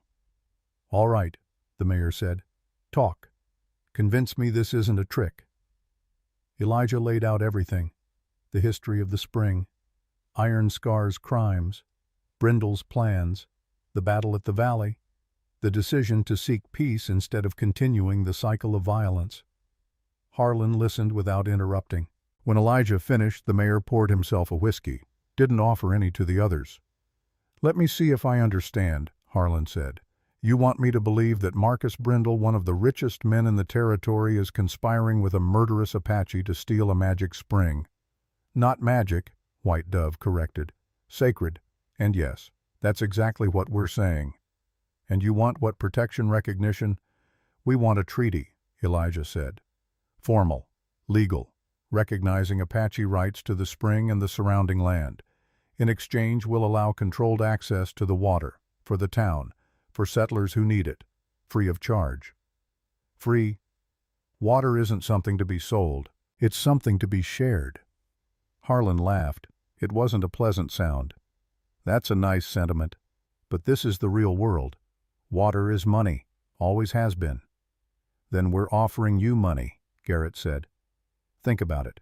Free water. Forever. Your town will thrive. People will move here, build, grow crops, raise families, all because you have something other towns don't. Abundant water. The mayor's expression shifted, calculation replacing skepticism. And the Apache, they just give this away. We protect what's ours, Kaya said. We share what we can spare. That's always been our way, before your people came, before everything changed. Pretty words. But how do I know you won't change your minds? Decide to cut us off. We put it in writing, Elijah said. A contract, witnessed, filed with the territorial government, binding on both sides. Harlan drummed his fingers on the desk. Brindle won't like this. Brindle doesn't have to like it. He just has to accept it. You don't know him. He's not the accepting type. Then make him the offering type, White Dove said. You're the government here. You have authority. Use it. I have authority over this town, not over Brindle. But you have access to the territorial governor, to the newspapers, to the courts. You have power even if you don't want to admit it. Harlan stood, walked to the window, looked out at his town, at the people who depended on him. I need time, he said finally. Need to consult with the town council, with the territorial representative. This isn't a decision I can make alone. How much time? Kaya asked. 3 days. Come back in 3 days. I'll have an answer. And in the meantime, Elijah asked. In the meantime, you camp outside of town. Stay visible. Let people see you're not monsters. Let them get used to the idea that maybe, just maybe, this could work. They agreed. Set up camp a mile from Red Fork, close enough to be seen, far enough to avoid conflict. That first night, Garrett's son Daniel sat by the fire with some of the Apache children, learning words in their language, teaching them words in his. The adults watched with something like wonder, It's so easy for them, Kaya said. Children don't carry the weight of history, don't see enemies, just other children. Maybe that's what we need, Elijah said, to learn to see like children again. That's a nice thought, but history doesn't disappear just because we ignore it. No, but maybe we can choose which parts of history to carry forward, which parts to remember, which parts to let go. Kaya looked at him in the firelight. When did you become a philosopher? When I stopped having simple answers to complicated questions. She smiled. That's called growing up. I preferred being ignorant. It was easier. Easier, but not better. They sat in comfortable silence, watching the children play, watching the stars emerge. On the second day, people from Red Fork began to visit. Tentative at first, a farmer needing help with an injured horse, an old woman curious about Apache medicine, a young couple whose well had run dry, desperate for advice. White Dove treated the horse with poultices and prayer. Kaya showed the old woman which plants helped with pain. Elijah and Garrett helped the couple locate a new water source using traditional Apache techniques for reading the land. Word spread. More people came. By the third day, the camp felt less like a delegation and more like a community. Mixed, uncertain, but alive with possibility. Mayor Harlan arrived just before noon. He brought 3 other men, council members. They looked nervous but determined. We've made a decision, Harlan said without preamble. The council voted, 6-4 in favor. We accept your proposal, with conditions. Elijah's heart raced. What conditions? Harlan pulled a document from his desk, unfolded it. The council debated for 6 hours. Here's what we agreed to. 3 conditions. He slid the paper across. White Dove picked it up, read slowly, her lips moving slightly. Iron Scar faces Apache justice, not ours. The treaty renews annually, requiring both sides to recommit, and a mixed council 5 Apache 5 settlers mediates all disputes and manages water allocation. White Dove looked up, met Harlan's eyes. Who represents the settlers? Me, Garrett, 3 others by town vote. And the Apache representatives, your people decide. White Dove set down the paper, looked at Kaya, at Elijah. A silent question passed between them, then she turned back to Harlan. On behalf of the Red Canyon people pending tribal council approval, I accept. There's one more thing, Harlan said. He looked uncomfortable. Brindle. He's not going to accept this. He's already filed legal claims to the spring, says he has documents proving prior ownership. Forged documents, Garrett said. Probably. But he has lawyers, good ones, expensive ones. They can tie this up in courts for years, make it too costly to fight. So what do? Elijah asked. We make it public, make it political. I've already sent telegrams to newspapers in Denver and San Francisco, told them the story, about the spring, about Brindle's schemes, about a town choosing peace over profit. They're sending reporters. Reporters? Kaya looked alarmed. People who write stories for newspapers. They'll want to interview you, take photographs, tell the world what's happening here. Why would anyone care? Because it's a good story, peace between Apache and settlers. That's rare, that's news, and once it's news, it's harder for Brindle to make it go away quietly. Elijah felt hope rising like water in a well. When do these reporters arrive? 2 days, maybe 3. Depends on train schedules. Then we have 2 days to prepare, to make sure everyone understands the story we're telling. And what story is that? Harlan asked. Elijah looked at Kaya, at White Dove, at Garrett, that the old ways are dying, but maybe the new ways don't have to be built on blood.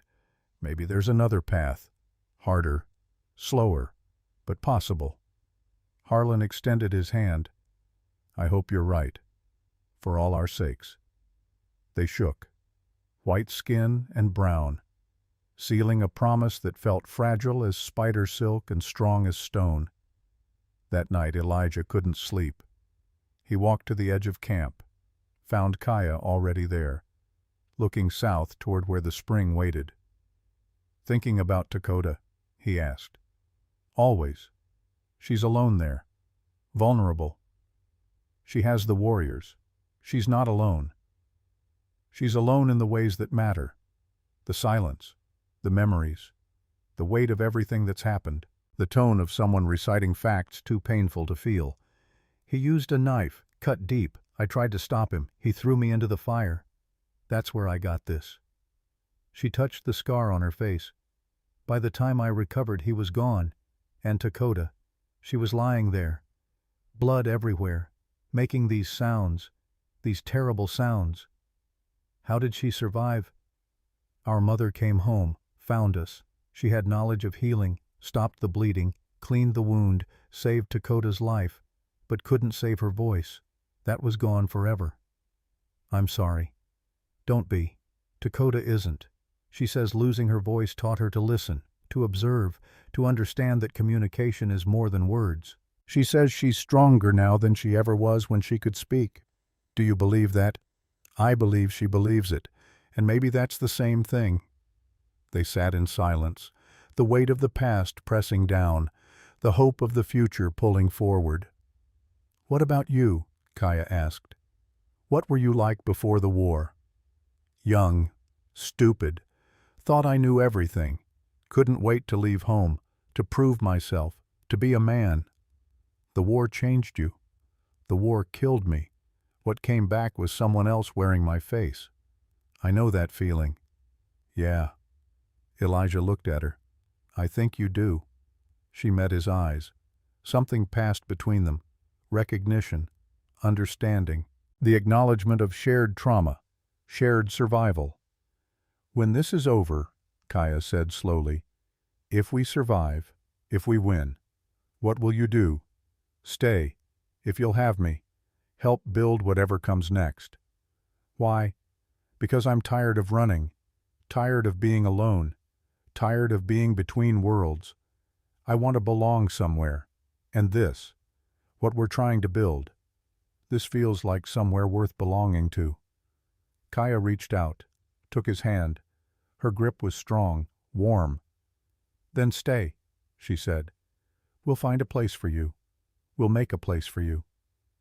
They sat hand in hand, watching the stars wheel overhead, two people damaged by violence, hopeful despite everything. The reporters arrived on the fourth day, 3 of them, 2 men and a woman, from different newspapers, competing for the story but united in their fascination. They interviewed everyone.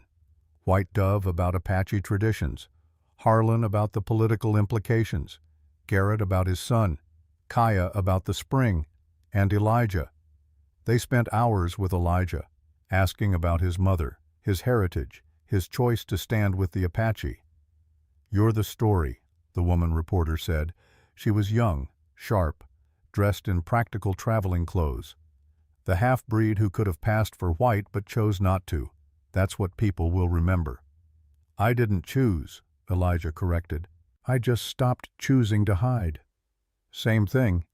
"Not to me." She smiled. "Even better. You're authentic. People will believe you." The interviews were exhausting, invasive, but necessary. One of the male reporters asked the question Elijah had been dreading. "Is it true that Iron Scar might be your father?" The camp went silent. "It's possible," Elijah said. "My mother was raped by him before she escaped. I might be his son. I might not be. I'll never know for certain." "And how does that make you feel?" "It makes me feel like biology doesn't determine destiny. Like the man who raised me with love matters more than the man who created me with violence. Like family is choice, not blood." The reporter scribbled frantically. "That's a hell of a quote. It's a hell of a truth." The reporters left after 2 days, promised their stories would run within the week, promised national attention, promised that Brindle would have a hard time making this go away. The waiting began. On the 6th day, a rider arrived from the spring, one of the Apache warriors, exhausted, bleeding from a wound in his side. "Brindle," he gasped. "He came with 30 men, mercenaries. They attacked at dawn." Elijah's blood turned to ice. Dakota! Fighting, last I saw, but they're outnumbered, outgunned. They need help. Kaya was already moving, gathering weapons, saddling horses. How long ago? Elijah demanded. 6 hours, maybe 7. I rode straight through. 7 hours. An eternity in battle. We're coming, Kaya said. Tell them we're coming. The warrior shook his head. Can't. Dying. He collapsed. White Dove caught him, laid him down gently, checked the wound. He won't make it, she said quietly. Lost too much blood. The warrior gripped her hand. Tell my sister. Tell her I tried. She knows. She's always known. He smiled, then stopped breathing. They buried him quickly. No ceremony, no time. 15 riders left for the spring. Kaya, Elijah, Garrett, Mayor Harlan, and 10 volunteers from Red Fork. Armed, angry, united in purpose, they rode through the night, pushed the horses to the edge of endurance, reached the valley entrance at dawn. What they found stopped them cold. Bodies, dozens of them, white men, Apache, mixed together in death the way they'd never been allowed to mix in life. The valley itself was on fire, the cottonwoods burning, black smoke rising into the morning sky, and at the center beside the spring 2 figures fought, Dakota, and a man Elijah had never seen but knew instantly, Marcus Brindle. Brindle was nothing like Elijah had imagined, not old, not cruel-looking. He was handsome in a refined way, well-dressed even now, fighting with the careful technique of someone who'd had expensive fencing lessons. Dakota fought like a wounded animal, desperate, enraged. Blood streamed from cuts on her arms, her face. But she didn't stop, didn't slow. They circled each other in the shallow water of the spring, the sacred water running red with blood. Kaya started to raise her rifle. No, White Dove said. This is her fight. If we interfere, we dishonor her. She's hurt. She's alive. That's what matters. They watched, helpless, as Dakota and Brindle traded blows. Brindle spoke as they fought. His voice carried clearly, conversational, like he was discussing the weather. You're quite good. For a savage. Someone trained you properly. Dakota didn't respond. Couldn't respond. She attacked. He parried. I want you to know this isn't personal. It's business. The spring is worth millions, maybe tens of millions. I can't let sentiment stand in the way of that kind of profit. Dakota's fist connected with his jaw, snapped his head back. He staggered, spit blood. All right, maybe a little personal now. He drew a knife, long, wicked, the blade catching the morning light. Dakota had no weapon, just her hands, her rage, her refusal to die. They came together, a blur of motion, too fast to follow clearly. When they separated, both were bleeding more heavily. Brindle looked down at his side, at the red spreading across his expensive shirt. You got me. I'm impressed. He lunged, the knife aimed at Dakota's throat. She caught his wrist, twisted. The snap of breaking bone was audible even from a distance. Brindle screamed, dropped the knife. Dakota picked it up, held it to his throat.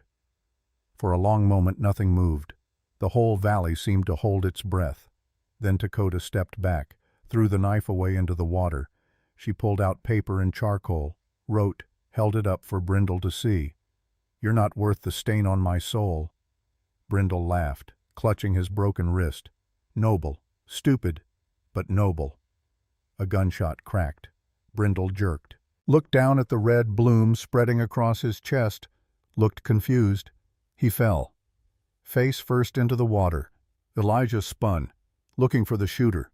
Iron Scar emerged from behind a burning tree, rifle in hand, smiling that death's head grin. Couldn't let him have it, the old warrior said. The spring is mine, always has been. He walked forward, slow, deliberate. The rifle pointed at Dakota. You should have killed him when you had the chance, girl. Now you'll die knowing you were too weak to do what was necessary. Kaya's rifle came up. Iron Scar was faster, fired. The bullet caught Kaya in the shoulder, spun her around. She fell. "Sister!" Dakota screamed, the sound raw, broken, barely human. Everyone froze. Dakota had spoken, actually spoken, the word torn from her damaged throat with pure will. She ran to Kaya, knelt beside her, pressed her hands to the wound. Iron Scar walked closer. Touching. The mute finds her voice to watch her sister die. Poetic. Elijah stepped between them. This ends now. Does it? Iron Scar looked at him. Really looked at him. Yes, I see it now. See myself in you, the eyes, the jaw. You are my son, my blood, my legacy. I'm nobody's legacy. I'm my own man. Can you be certain I see the violence in you, the rage, the capacity for cruelty? That's mine. That's what I gave you. You gave me nothing but a question I'll never have answered. But I'll tell you what I choose. I choose my mother. I choose Still River. I choose the woman who ran to save me, who loved me despite how I was made. That's my legacy. Iron Scar's expression twisted. Pretty words. Let's see if they stop bullets. He aimed. Elijah didn't move, didn't flinch. The shot never came. Iron Scar aimed at Elijah. His finger tightened on the trigger. He never saw her coming. Dakota didn't move with speed. She moved with inevitability, like a rock slide, like gravity, like 15 years of rage compressed into 6 feet 4 inches of bone and muscle and absolute conviction. She hit him like a falling mountain. They went down together into the spring. The water churned, red and white, light and shadow. They surfaced. Fighting. Dakota's hands around Iron Scar's throat, his hands clawing at her face. I will end you. Each word torn from Dakota's damaged throat, each word a weapon. Stupid girl. Iron Scar gasped. I already won. He pulled something from his belt, a small vial, threw it. The glass shattered against the rocks at the spring's edge. Poison, black and viscous. It poured into the water. If I can't have it, no one can. The spring's glow began to dim, the water turning dark. Foul. No! White Dove screamed. She ran forward. Others followed. Dakota drove Iron Scar's head under water, held him there. He thrashed, struggled, weakened, stopped. She held him under for another minute, making certain, then released him. The body floated, face down, finally dead. But the spring was dying too. White Dove knelt at the water's edge, touched it with trembling fingers. The poison is spreading. It's killing the source. Without the spring. Without the spring, everyone dies, Harlan finished. This whole region depends on water. If this source fails. Is there a cure? Elijah asked. An antidote. Only one. White Dove stood. Her face was ancient, tired. The closing ceremony, the ritual our ancestors used when the spring was threatened. It requires blood. From the line of guardians, 3 generations if possible, mixed together, poured into the source. It will purify the water, but what? Kaya demanded, clutching her wounded shoulder. But it will also seal the spring, forever. The water will continue to flow, but only as a normal spring.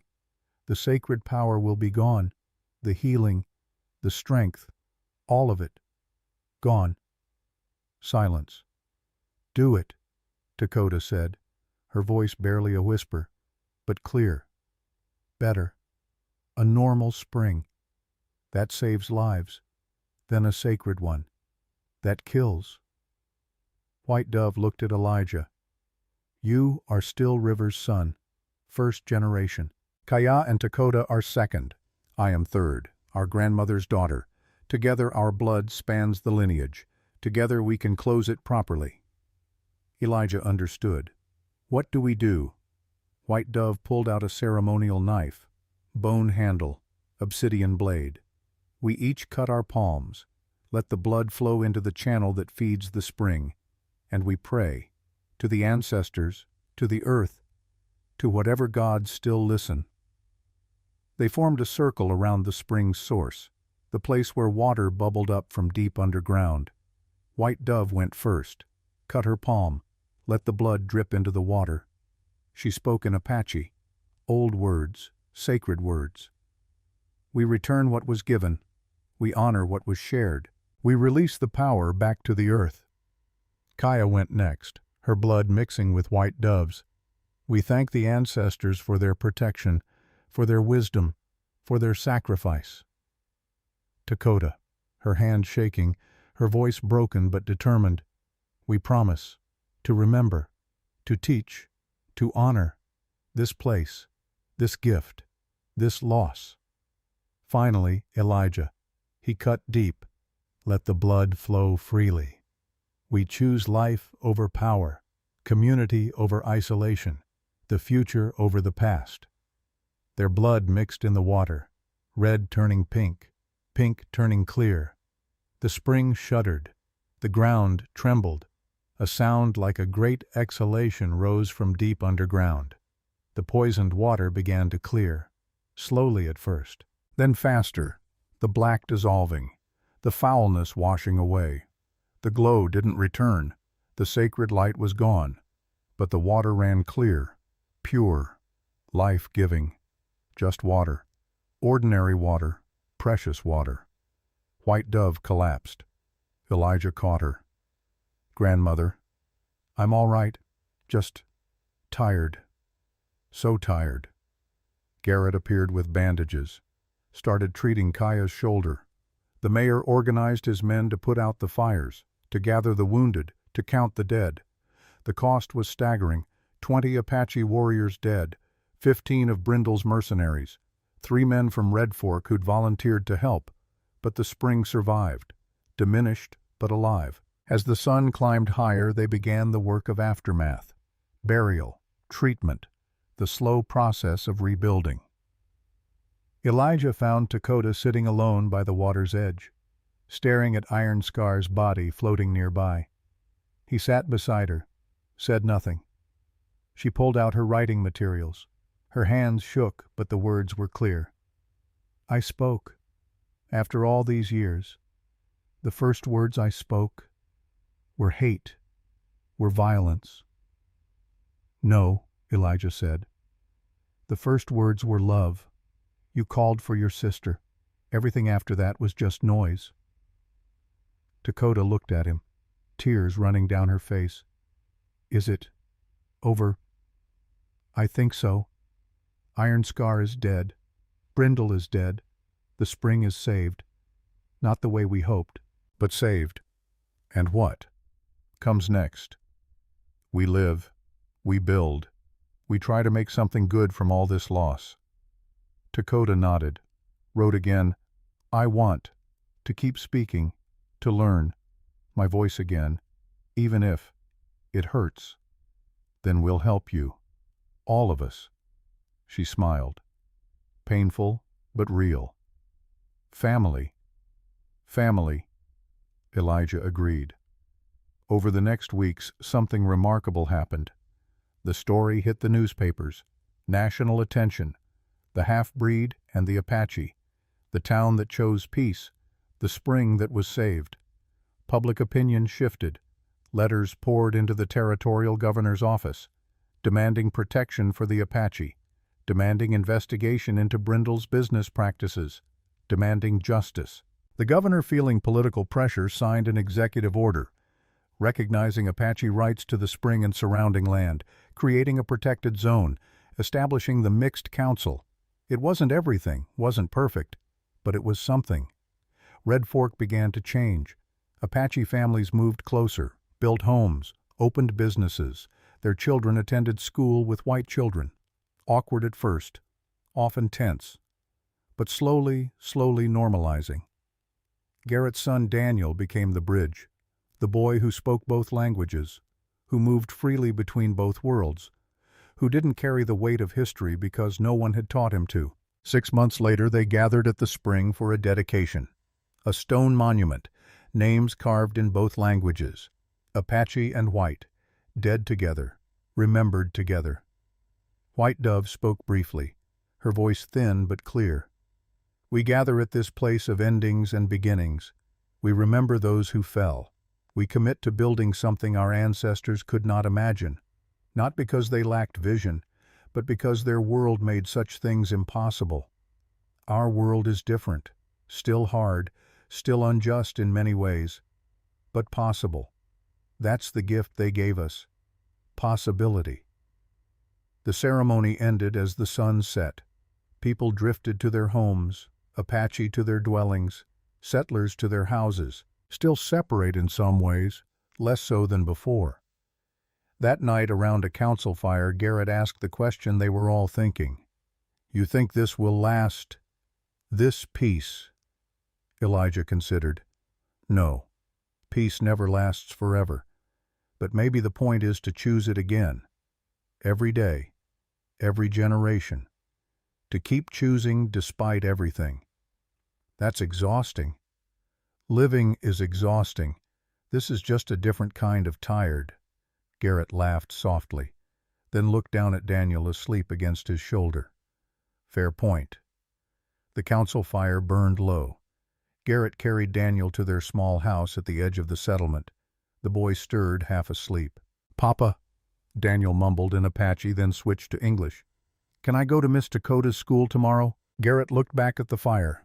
At Dakota, who was teaching 2 Apache children and 3 settler children to write their names in both languages. She'd set up a small schoolhouse in what used to be a storage shed. Nothing fancy. But it was hers. Yes, son, you can go. She's teaching us about the spring, about why we share it, about why sharing makes us strong. Garrett's throat tightened. She's a good teacher. The best, Daniel said. Then shyly, I want to be like her when I grow up. Someone who helps people understand each other. Garrett stopped walking, looked down at his son. This boy who'd been lost, who'd been found, who now spoke 2 languages and belonged to 2 worlds without conflict. I think you already are, Daniel. I think you already are. Kaya touched Elijah's shoulder. Come on, let's go home. They walked toward the cabin they'd built together. But halfway there, Elijah stopped, turned back toward the spring barely visible in the distance. What is it? Kaya asked. I need to do something. Will you come with me? They walked through the quiet settlement, past houses where lights still burned, past the new trading post, past Dakota's schoolhouse where she was still inside writing lesson plans by candlelight. They climbed the path to the overlook, the place where you could see both the spring below and the settlement spreading around it. Elijah knelt, pulled out the leather pouch his mother had given him, the one he'd carried for 8 years. What are you doing? Kaya asked softly. Letting go. He opened the pouch, took out the glass beads, the carved stone Dakota had given him, the piece of map that had brought them all together. He held them in his palm. My mother ran so I could live. She carried shame so I could have a chance, and for 30 years I didn't know, didn't understand what she'd given up. She knows now, Kaya said. Wherever she is, she knows what you built. Elijah shook his head. It's not what I built. It's what she started. Every step she took away from that monster. Every night she sang those songs she thought I didn't understand. Every time she taught me words in Apache even though it scared her.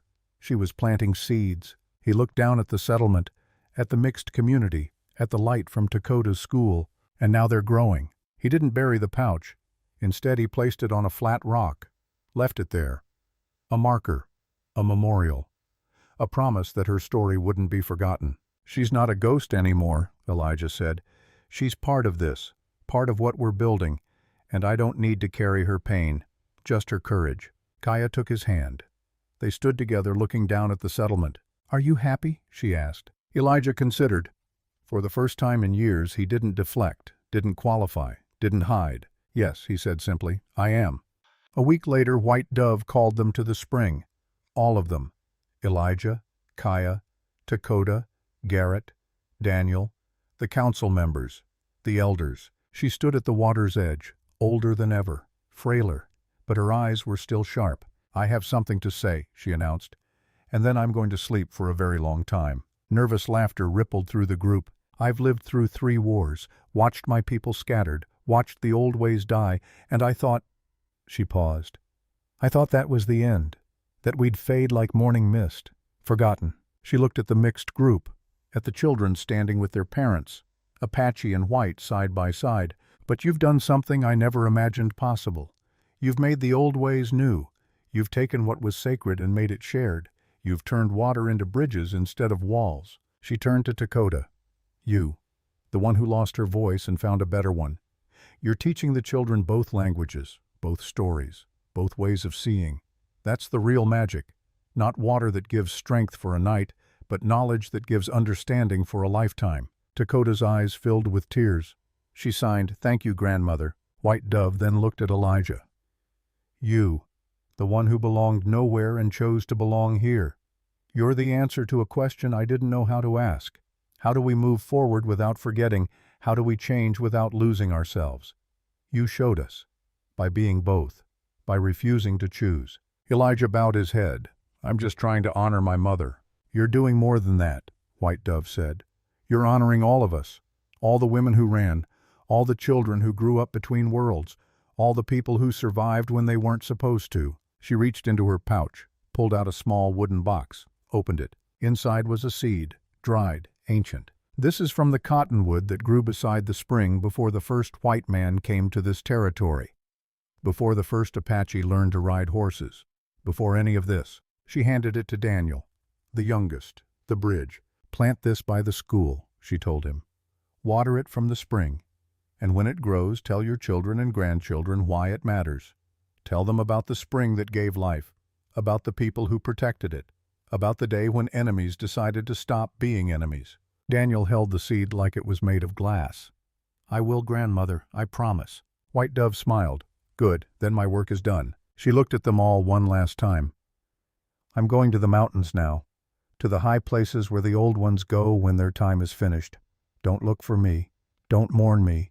I've lived long enough to see the future, and it's better than anything I dared to hope for." She turned to go. Dakota ran forward, hugged her.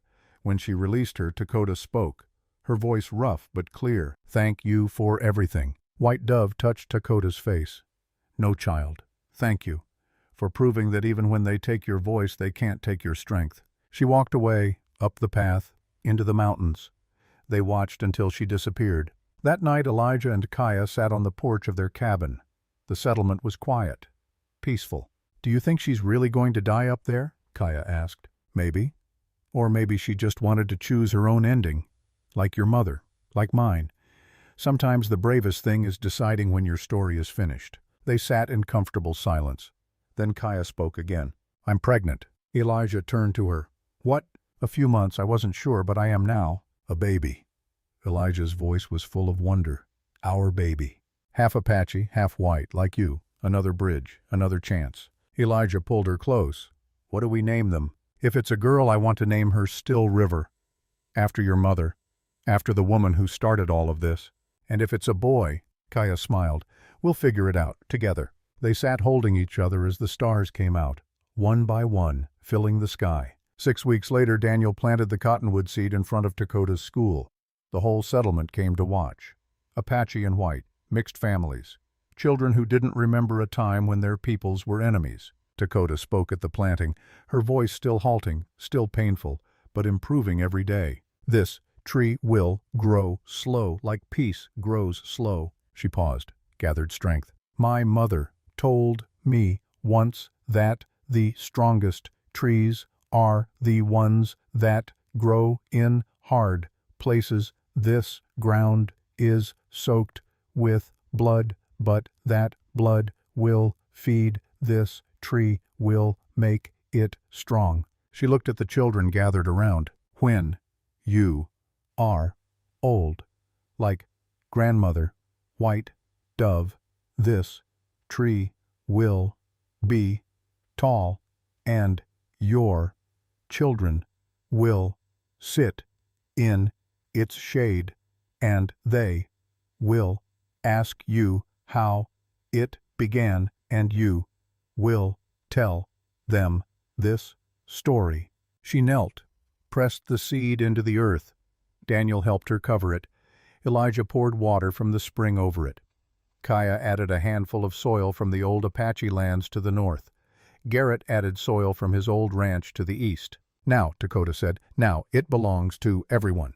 2 years later, Elijah sat on the same porch, Kaya beside him, a baby girl sleeping in her arms.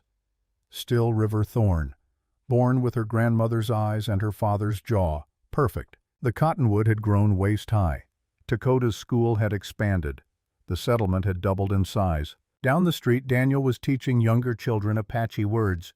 Dakota was inside the school, her voice stronger now, telling stories in both languages. Garrett had remarried, a widow from Red Fork. She had 2 children of her own. They all lived together, mixed family, happy. The spring still flowed, clear and cold, no longer magical, but no less precious. Elijah rocked his daughter gently, sang to her in Apache, the same songs his mother had sung to him. "Still River," he whispered, "your grandmother ran so that I could walk. I walked so that you could stand still, right here, right where you belong, not in exile, not in hiding, but home." The baby stirred, made a small sound. Kaya smiled. "She has your mother's voice, strong, even this small. I hope she has her grandmother's courage too. She will. How could she not? Look at what she's born into. Look at what we've built."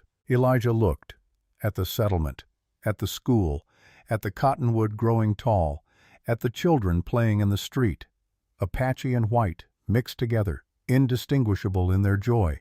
"We didn't build this," he said softly. "We just stopped breaking it." Kaya kissed his cheek. "Then that's enough." The sun set. The settlement lit up with lamps and fires. Voices rose in song, Apache melodies, settler hymns, sometimes both at once. And in the distance the spring flowed, clear, clean, shared. Just water, precious life-giving water. The end.